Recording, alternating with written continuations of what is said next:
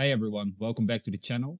Today we are going to work with an API in Power Automate. And for this example, we will start with a free to use weather API. And we are going to show how to use a automated GET request to retrieve the weather information for that day. In the next episodes, we are also going to work with other APIs, but for this one, we are going to start with the weather API. All right, let's head over to Power Automate.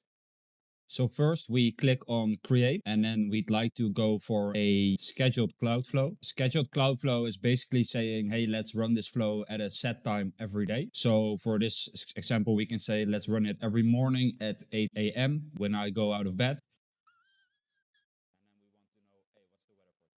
Wouldn't you like to know, weather boy? So let's first give this flow a name. We will call it weather example and we'd like to start this tomorrow because today it's already been 8 a.m. and we'd like to be triggered at 8 a.m. and repeat it every day. So every day at 8 a.m. it will run this flow.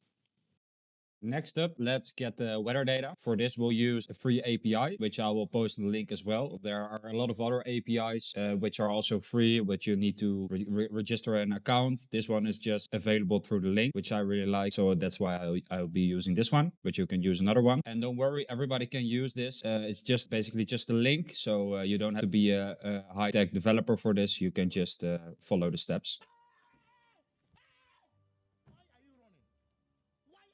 And we're going to format the link in a scenario that suits us the best. So the basic link will be this. And then after that, you can, for this information, just use the city that you're in. So for example, if you're saying Paris, it will give you the information for Paris. So basically how this usually works is that if you don't push in a location, it will use the location of your IP address. But because we are going to run this in a Power Automate flow, it's not possible to use the IP address because it will use the IP address of the data center of Microsoft. So that won't work. So we are going to work with a location. But if you're really needing this in your scenario, because for us it's just an example, it's possible to get the IP address through something like Entra or anything like a mobile device management system. It will be possible. Hey guys, I just launched my brand new interactive Power Apps e-learning course, Build Your First Model-Driven App, made for beginners. And because I believe in learning should be accessible, it's priced at just $39.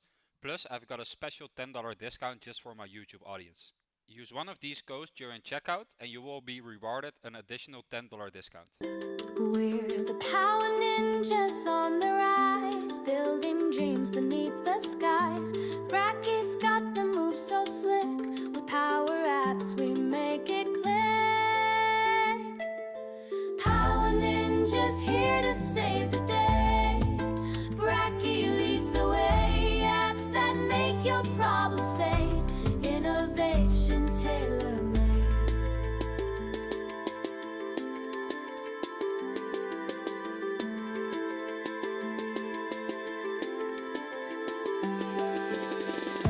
Drag and drop, we shape your world.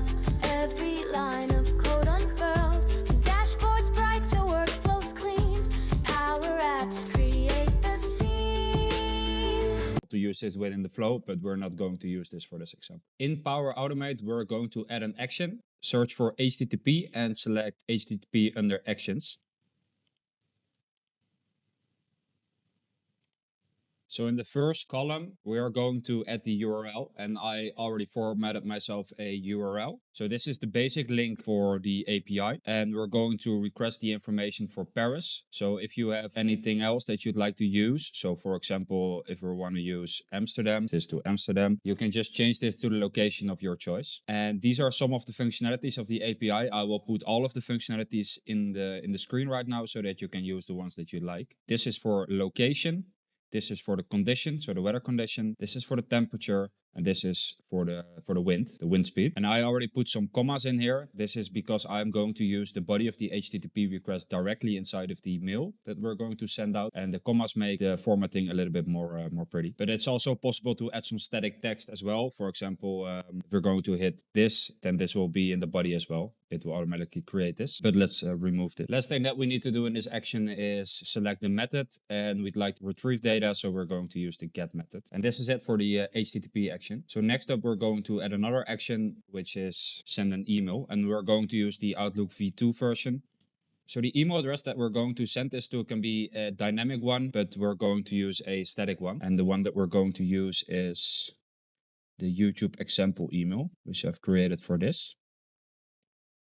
And as a subject, we're just going to say weather for today. Let's add some static body. And then here we are going to use the dynamic body of the HTTP. So here will be the information about the weather. All right. So now that we've already set up the email, it's time to start testing and see what this will bring us. Now that we have also set up the email, it's time to start testing and see if we're really getting the data. Also, make sure that your flow is turned on. Sometimes it won't run because it's not turned on. Then just make sure that you turn the flow on. And because we are not going to wait with testing till tomorrow 8 a.m. We're just going to run it manually.